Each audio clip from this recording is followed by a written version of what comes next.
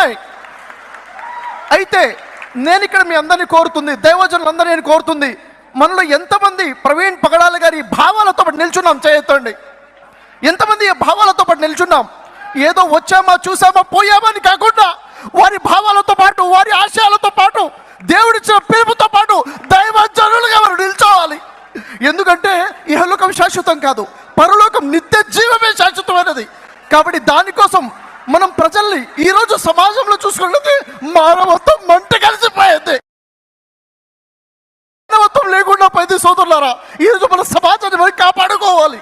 మన సమాజాన్ని కాపాడుకోవాలంటే మనిషిని మనిషిగా చూసే సమాజాన్ని నిర్మించుకోవాలి. ప్రజల్లో మానవత్వం చచ్చిపోయింది, ధర్మం కనుమరుగైపోయింది. నిన్ను వాళ్ళని పొరుగువారిని ప్రేమించుము అన్న ధర్మాన్ని మన ప్రజలకి పరిచయించాలి. దీనికోసమే మన ప్రవీణ్ పగడాల గారు పాటుపడ్డారు. వారు చేసిన ప్రయాణం ఊరూరు తిరుగుతూ ప్రజలకి పరిచయం చేశారు. ఇహలోకం కాదు, నిత్య జీవం గురించి మాట్లాడారు. సోదరులారా, సోదరుని మనం బిగించాలి.